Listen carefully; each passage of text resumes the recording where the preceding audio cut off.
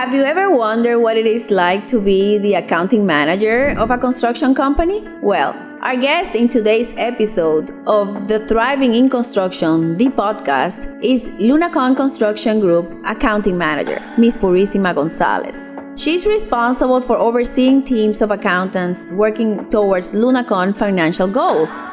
And in addition, she oversees the financial performance of all construction projects. Well, I guess it is time to hear the story. So let's all of us welcome Purisima Gonzalez. We are so happy to have you in our show today. Thank you for being here.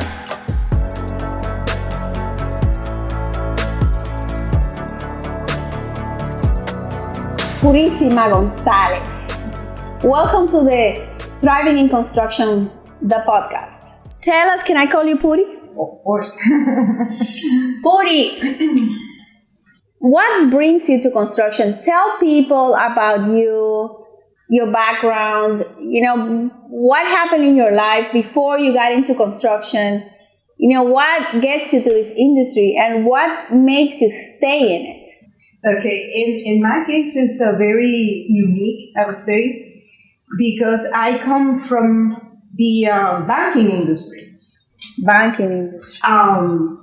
used to handle a portfolio from Brazil, and I was required because of that to speak Portuguese. Really? Yes. Do you speak Portuguese? I do. Really?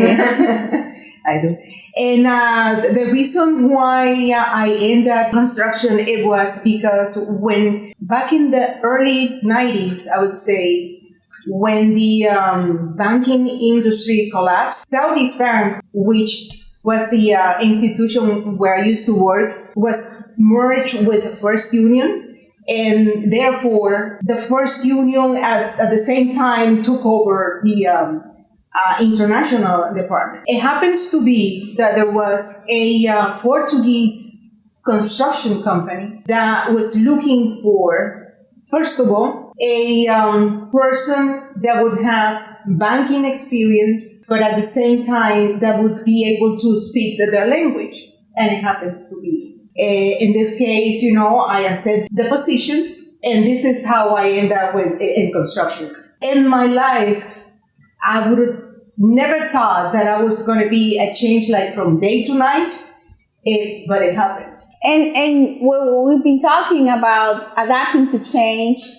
And, when some industries collapse, it opens opportunities in somewhere else. Exactly. Because what you develop in one industry, the expertise and the skills that you develop, they are transferable too.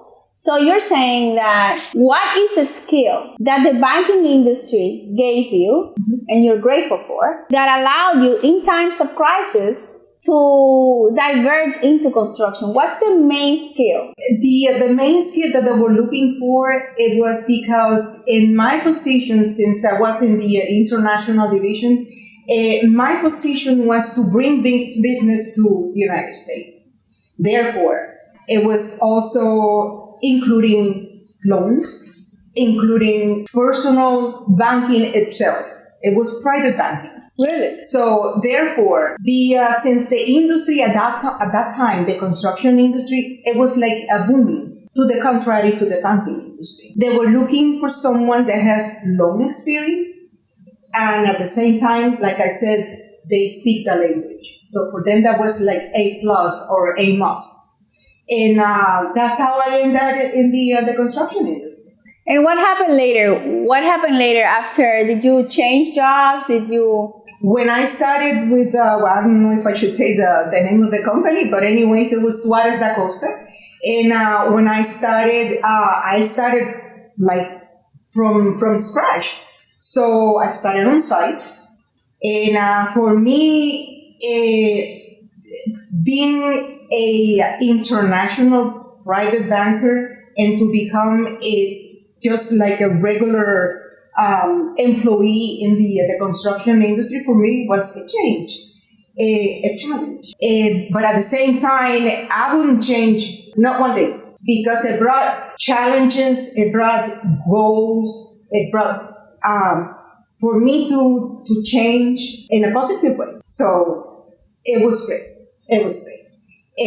Like you said, the construction industry is completely different as the banking industry, but at the same time, for me, being a woman, which by the way, at that time, I was the only woman in the whole company. The only woman in the whole company? And how many employees? Just to give perspective. It was 100 and something. 100 and something.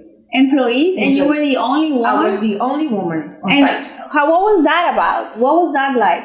It was, at the beginning, it was a challenge. It was a challenge because I guess since that was a men per se work, to see a woman with a hat and boots in the middle of the site, it was kind of odd. But I came across that. Let me ask you something. What kind of personality, qualities in you did you need to bring out in order to, make it in that world, in the field? Because it's important to note that she's coming from the banking industry, but she didn't go to accounting, right? She went to the field with a hard hat and boots to work with men, in the site. So I want to understand your role, but I also want to understand when you see that you're in this space and there's men, who do you need to become? How did the process transform you? It gives you an opportunity to prove yourself.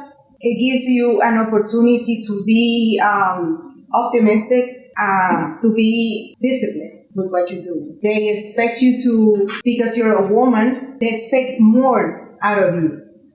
Really? And I passed the test. They expect more out of you? Yes, I would say so.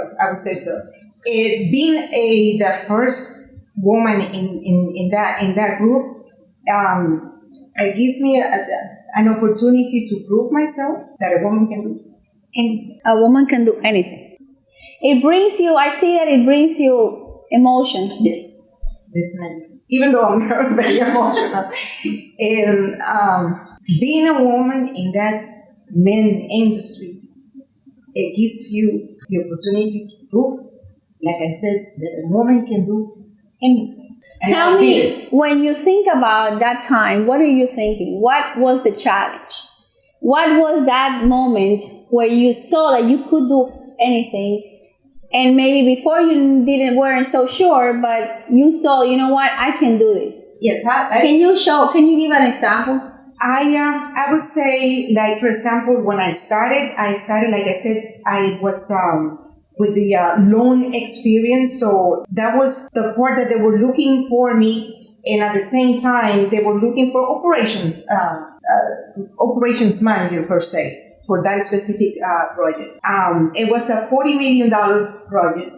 So it was a huge responsibility at the same time. But I do remember saying to myself, if he can do it, so can I. If he can do it, so can I. So can I. And tell me, what was that job like? What was the responsibility that you have on that $40 million project? That you had never been into a $40 million job. And by the way, other than the banking side, it was a completely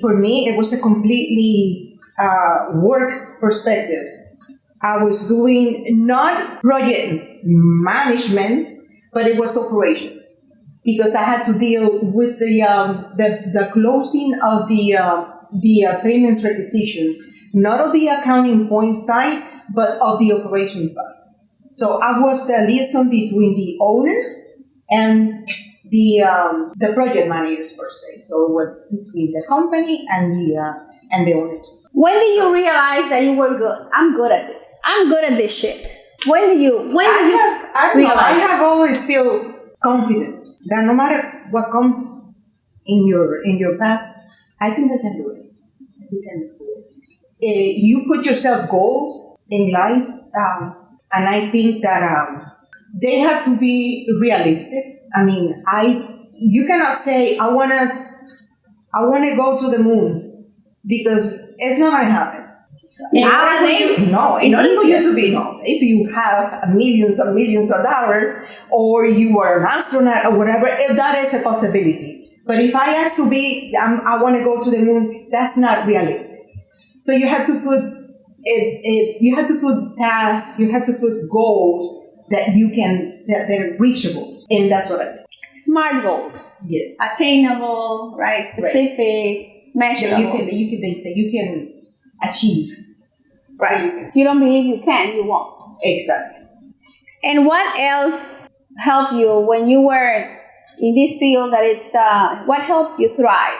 Because I would say that in that space you were thriving, right? Because you grew, they didn't fire you. No, of course not. So what helped you thrive in the space of construction? I saw myself like a good sample for women. And after that, I have seen that the women in the construction industry, they have grown incredible. In order for me to say that I was the first woman in that specific company, that was a huge challenge. And then after that, I see women coming more and more and more into the construction industry. Now you see project managers, you see the accounting, you see every single field in the construction industry, there is a woman there. How does that make you feel? Wonderful. In what sense? It makes you feel proud to be a woman. So in all practical purposes, you were a pioneer. I would say so.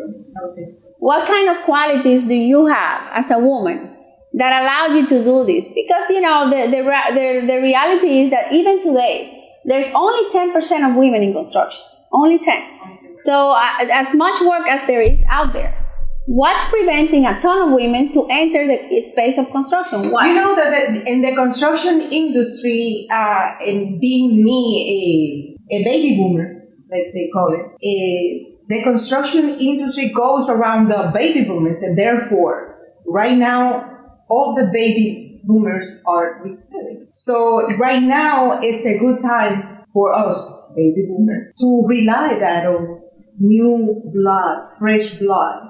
And that's when it comes to be persistent. That's when it comes like you are a mentor. I would say that being persistent in what you do. What could we do in this industry better, in construction, to open the space for women? I know, we can let them know, but what could we do? What could the industry do to open the space more for women to come? Like I said before, this is an industry that it's been a men industry for a long time. In my case, since I am almost about to retire, I would say to those young that still don't know exactly where do I want to go, which profession will I fit in.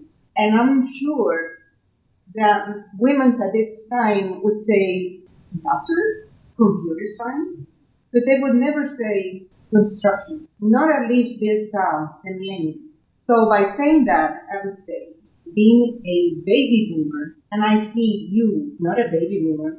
No. But you are trying to be a mentor. You are trying to bring the best in us, of us, and I admire. So how can I influence these young generations, like for example, Yvette, that still at this point was not quite sure whether she fit into the construction industry? And I say, yes, you can, and yes, you will. Yes, you can, and yes, we will. Voting for president. No, but in reality, I mean, if I could be of any help that I could change your mind. So this is a good example.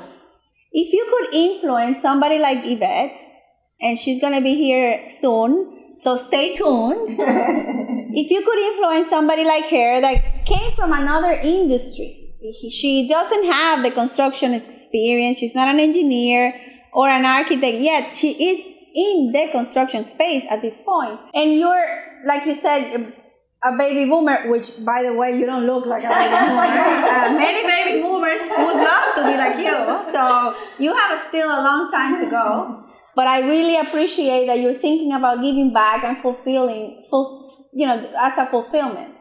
And if you could tell Yvette 3 things that the construction industry can do for her, even though her background is not in anything to do with construction. Actually, she comes from retail, and in the coronavirus affected a lot the retail industry. So if retail people are listening, and what would you be able to tell her? 3 things that you can say and you can influence to convince her to be in this space. That's a good one. You know that I came from banking, completely word, a completely different role, and I am here. So because you were in retail, that doesn't mean that you cannot be in construction. It's all up to you. It's all up to you. Reach out to your goals and be persistent. And if you need me, I'm here. And what can construction do for her and for her son and for her life? How long have you been in construction? Almost 30 years. 30 years. So 30 years, fast forward, 30 years from now, what could construction do for Yvette? Yvette has a very strong personality, and that's what we need. We need women with character, with persistence, and I think we have that. So character, persistence, and strong personality? She has a very strong personality. So I just want to translate this into people. I don't want to assume. And that's what it is. What is a strong personality for you? Strong personality is the one that set goals and they come true. And they are persistent. Because of the persistence and discipline. If I can summarize Purisima for you, it's about being disciplined and setting goals and be persistent until you get it done. That's the summary of you. Is that true? 100%. Purisima, I thank you very much. I know you needed to leave. I know you're taking care of your mom. And these are the things that we do as women. We do a really good job. Even though we're in a very demanding industry that wants to finish on time and on budget, and you cannot leave stuff for later on, we also go home and change the hard hat to another hat. We become the spouse. We become the mother. We become the caretaker. And I really want to close, and now I'm really, really going to close. Tell me about what is it like to raise a child? Your son is now, and you're a grandmother. So what is it to raise your child as a single woman, because you also became a single woman, considering you are how you are, that you're determined to get things done, and you don't like to be mediocre. You have a project that demands work from you, and right, hours of work, because you are committed to a goal. You're not committed 2 hours, 5 hours, 8 hours a day. You're committed to an outcome, and until it's not done, she said you don't stop. But you also have a son, and you also have a mother that you're taking care of. She's ill, but you also want to do that work well. You want to be a good mother, you want to do everything good. How is it that you have been able to juggle between both worlds? Because as I said, you have to structure yourself. And if you have discipline, everything will come to place. How do you get discipline, Purisima? Some people are not born with that in them. Discipline is something that you achieve, put in your goal, and until you don't reach that goal, you need to keep persistence until you get it. And discipline is everything. Has construction done good for you financially? Yes, indeed. So do you think people can make money in this industry? Of course, that's why you can never stop better yourself. And it's like every other profession. You need to keep on getting knowledge and keep on studying. I mean, not because you get a degree, you're going to stop right there. You need to move on with technology, and you have to move on with the world. And that's very commendable from you. I congratulate you, because you said it yourself. I'm not calling your age, but you said you're a baby boomer, and you're still keeping up with technology and forcing yourself to learn, even though, it's I remember, we were talking about it. I love technology and technology loves me. So I congratulate you a lot, and you're an example for me. I really believe you know a lot about construction, so I would love to talk more about how do you make this happen, how are you successful in a project, but we can do that in another episode. Thank you very much. Oh, thank you for giving me the opportunity.